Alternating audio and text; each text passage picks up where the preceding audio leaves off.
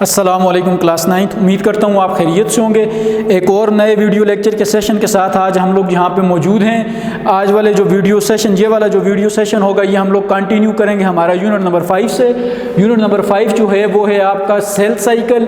New session video section का lecture number 1 है आपके पास। इससे पहले जितने भी लेक्चर हैं वो आज तक उसी चैनल के ऊपर प्ले लिस्ट में मौजूद हैं। यहाँ से आगे हम लोग डिस्कस करेंगे। यूनिट नंबर 1 होगा, नहीं सॉरी, यूनिट नंबर 5 है हमारे पास, सेल साइकिल। इस यूनिट नंबर 5 का लेक्चर नंबर 1 है हमारे पास, और जो यूनिट नंबर 5 है उसका नेम है हमारे पास सेल साइकिल। इस यूनिट में हम लोग डिस्कस करेंगे सेल साइकिल को, कि ये सेल साइकिल होता क्या है आपके पास। ये जो सेल होते हैं इसको हम यूनिट ऑफ लाइफ कहते हैं। तो ये यूनिट ऑफ लाइफ कैसे अपने फंक्शन परफॉर्म करते हैं, इस यूनिट के अंदर हम लोग ये चीज़ें डिस्कस करेंगे। तो चलते हैं अपने टॉपिक की तरफ। हमारा जो टॉपिक है वो आज आपका सेल साइकिल है। सेल साइकिल के जो इंपॉर्टेंट टॉपिक हैं इस यूनिट के, वो आपके पास कौन कौन से हैं, उन टॉपिक्स को पहले देख लें। Events occur in nucleus and cytoplasm during division, कि जब आपके पास सेल डिवाइड होता है, सेल डिवीजन होती है, तो कौन कौन से इवेंट्स होते हैं जो अकर करते हैं न्यूक्लियस और साइटोप्लाज्म में। उन न्यूक्लियस और साइटोप्लाज्म के इवेंट्स को कंबाइन करके हम लोग किसका नाम देते हैं, उसको हम लोग नाम देते हैं, जो आपका यूनिट नंबर 5 है, that process is known as cell cycle. अब दोबारा समझ लीजिएगा बच्चे, वो वाले इवेंट्स जो टेक प्लेस करते हैं और जो अकर करते हैं कहाँ पे, न्यूक्लियस और साइटोप्लाज्म के अंदर ड्यूरिंग सेल डिवीजन, उस प्रोसेस को हम लोग किसका नाम देंगे, उन प्रोसेस या उन इवेंट्स को हम लोग नाम देंगे सेल साइकिल। अब इस सेल साइकिल की जो होंगी वो हमारे पास बेसिकली होंगी 2 टाइप्स। कौन कौन सी 2 टाइप्स होंगी? जो पहली टाइप होगी वो होगी हमारे पास माइटोसिस, या तो आपके जितने भी सेल्स हैं वो डिवाइड होंगे प्रोसेस ऑफ माइटोसिस से, या तो आपके जितने भी सेल्स हैं वो डिवाइड होंगे कौन से प्रोसेस है, प्रोसेस ऑफ मियोसिस से। अब क्वेश्चन यहाँ पे ये राइज होते हैं कि बॉडी के कौन से सेल्स हैं जो माइटोसिस में जाते हैं और कौन से सेल्स हैं जो मियोसिस में जाते हैं। तो जब हम इसकी बात करते हैं तो हम लोग कहते हैं बॉडी सेल्स। जो बॉडी सेल्स होते हैं वो करेंगे प्रोसेस ऑफ माइटोसिस, और जो आपके पास जर्म सेल्स होंगे, जर्म सेल से मुराद जो आपके सेक्स सेल्स होंगे, वो आपके पास जो प्रोसेस करेंगे वो प्रोसेस कौन सा होगा, प्रोसेस ऑफ मियोसिस। तो सेल साइकिल को कैसे डिफाइन करेंगे? वो तमाम इवेंट्स और वो तमाम फिनोमेना जो टेक प्लेस करते हैं न्यूक्लियस प्लस साइटोप्लाज्म के अंदर, जब सेल या तो डिवाइड हो रहे होते हैं माइटोसिस से, या जब सेल डिवाइड हो रहे होते हैं मियोसिस से, उन प्रोसेसेस को हम लोग किसका नाम देते हैं, that all events are phenomena are known as cell cycle. अब जब सेल साइकिल की तरफ हम लोग चलते हैं बच्चे, तो सेल को कैसे डिफाइन करेंगे? सेल को हम लोग डिफाइन करते हैं द यूनिट ऑफ लाइफ। जो यूनिट ऑफ लाइफ है वो आपके पास कौन सी चीज़ है जी, सेल। और साइकिल किसको कहते हैं? रिपीटेड इवेंट्स को। उन इवेंट्स को जो रिपीट होते हैं उनको हम लोग किसका नाम देते हैं, that repeated events are known as cycle.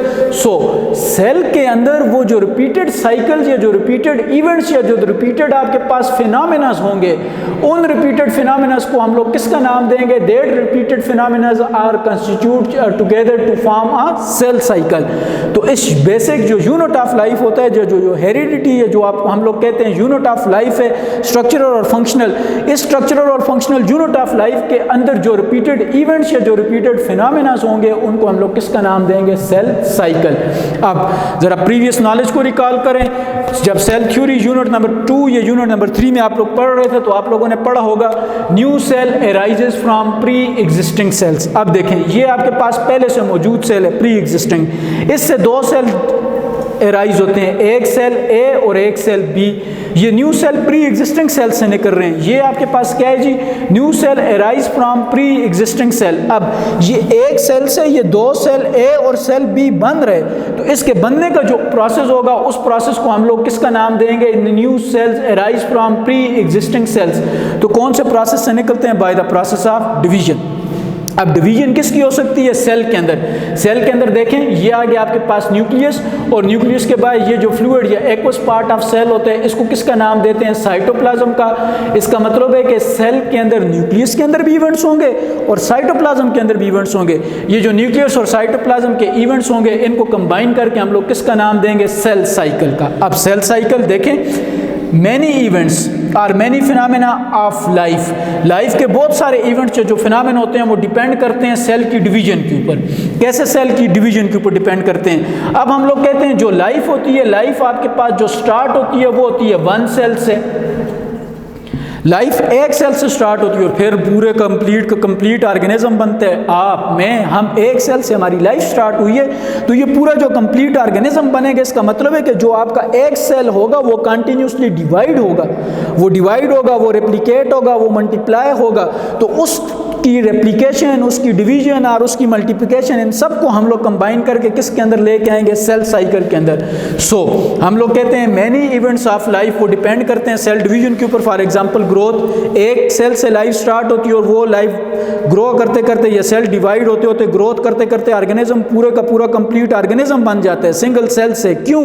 फिर हम लोग कहते हैं रिप्रोडक्शन, स्पर्म सेल और एग सेल ये कंबाइन होंगे तो हम लोग कहेंगे लाइफ कंटिन्यू होगी। कैसे? फिर कहानी बीच में वही आती है। तो इसका मतलब है कि ये जो ग्रोथ हो, रिप्रोडक्शन हो, ये आपके पास हीलिंग ऑफ वाउंड्स हो, आज कट लग गया, यहाँ से ब्लीडिंग होगी, कुछ दिन बाद देखेंगे यहाँ पे स्किन दोबारा आ जाएगी। ये इतने इंपॉर्टेंट जो इवेंट्स ऑफ लाइफ हैं, ये सारे के सारे डिपेंड करते हैं किसके ऊपर डिपेंड करते हैं बच्चे? On a single term, and that single term is known as cell cycle. अब सेल साइकिल को डिफाइन करें, कैसे डिफाइन करेंगे? The events that leads a eukaryotic cell to its replication। कैसे डिफाइन करेंगे? वो वाले फिनोमेना जिनकी वजह से कोई भी जो यूकैरियोटिक सेल होगा, वो वाला सेल, यूकैरियोटिक सेल कौन सा होगा आपके पास?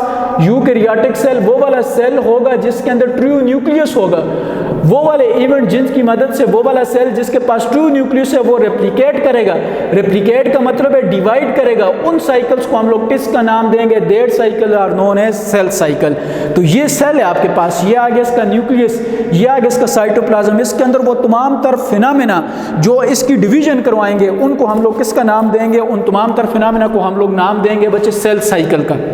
और याद रखिएगा सेल साइकिल की दो फेजेस होती हैं, इंटरफेज और जो दूसरी होती है वो होती है डिवीजन फेज।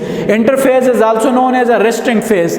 पहले सेल रेस्ट में जाता है, डिवाइड होने से पहले सेल तैयार होते हैं, इंटरफेज में जाता है, रेस्ट करेगा तो तैयार होगा। हम लोग कहेंगे इंटरफेज, रेस्टिंग फेज और प्रिपेयरिंग फेज। इस रेस्टिंग फेज या इंटरफेज की फर्दर 3 टाइप्स होती हैं आपके पास, G1 phase, S phase and G0 phase. तो इंटरफेज में हम लोग कहेंगे interphase is also known as a resting phase. Interphase या रेस्टिंग फेज की हमारे पास 3 टाइप्स होंगी फर्दर।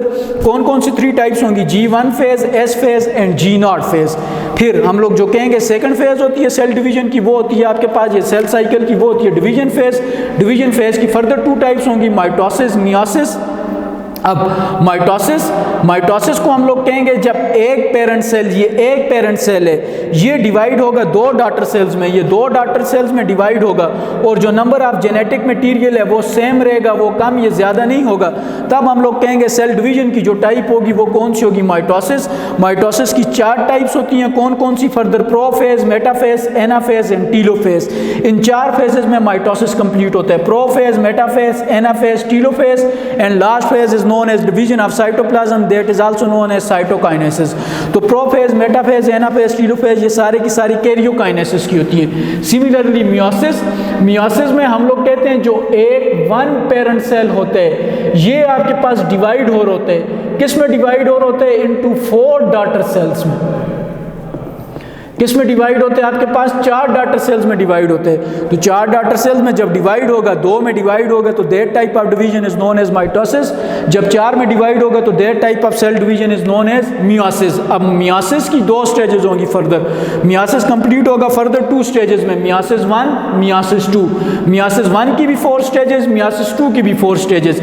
मियोसिस 1 की जो 4 स्टेजेस होंगी वो कौन सी होंगी? Prophase 1, metaphase 1, anaphase 1, telophase 1। आगे 1 कॉमन नजर आ रहा है आपको। इसका मतलब है जब हम प्रोफेज लिख के आगे 1 लिखेंगे तो इसका मतलब है ये कौन सी प्रोफेज होगी? मियोसिस 1 की। सिमिलरली जब हम लोग प्रोफेज लिख के आगे 2 लिखेंगे तो इसका मतलब है ये प्रोफेज किसकी होगी? मियोसिस 2 की। तो मियोसिस 1 भी कंप्लीट होगा 4 स्टेप्स में, मियोसिस 2 भी कंप्लीट होगा 4 स्टेप्स में। तो 4 स्टेप्स कौन कौन से होंगे? Prophase 1, metaphase 1, anaphase 1, telophase 1 of meiosis 1। Meiosis 2, prophase 2, metaphase 2, anaphase 2, telophase 2। तो ये आ गई आपके पास division phase. Division phase consist of 2 types of division, mitotic division or mitosis division, and second one is meiotic or meiosis division. Mitotic, in which a parent cell divide into 2 daughter cells and that stage is complete into 4 stages: prophase, metaphase, anaphase, telophase. In a meiotic division, a parent cell divided into 4 daughter cells, and the meiotic division further divided are completed into 2 stages. Stage 1, stage 2. Stage 1 consists of 4 stages and stage 2 is also consist of 4 stages. तो ये तो था बच्चे एक journals introduction आपके पास, आपके cell cycle का important chapter है। आपको इस लेक्चर की या आपको इस चैप्टर की जब स्टार्ट पता होगा तो तब आगे जाके आपको माइटोसिस और मियोसिस समझ आएगा, अदरवाइज आपको समझ नहीं आएगा। तो ये आपके पास जो आज स्केच बनाया है बोर्ड पे, वो स्केच बनाया है सेल साइकिल का, कि आपको सेल साइकिल का पता होना चाहिए कि बेसिकली सेल साइकिल किसको कहते हैं। तो सेल के अंदर फिर मैं आपको रिपीट करता हूँ कि 2 पार्ट्स होते हैं, न्यूक्लियस और साइटोप्लाज्म। न्यूक्लियस और साइटोप्लाज्म के वो तमाम तर इवेंट जिसकी वजह से न्यूक्लियस और साइटोप्लाज्म डिवाइड होगा, उनको हम लोग किसका नाम देंगे, सेल साइकिल का। आज का वीडियो लेक्चर इतना ही, ये स्केच बना लीजिएगा आप लोग। नेक्स्ट वीडियो लेक्चर में जब आएंगे तो इंशाल्लाह हम लोग डिस्कस करेंगे रेस्टिंग फेज और that phase is known as interphase. तब तक अपना ख्याल रखिएगा। शुक्रिया, वस्सलाम, खुदा हाफिज़।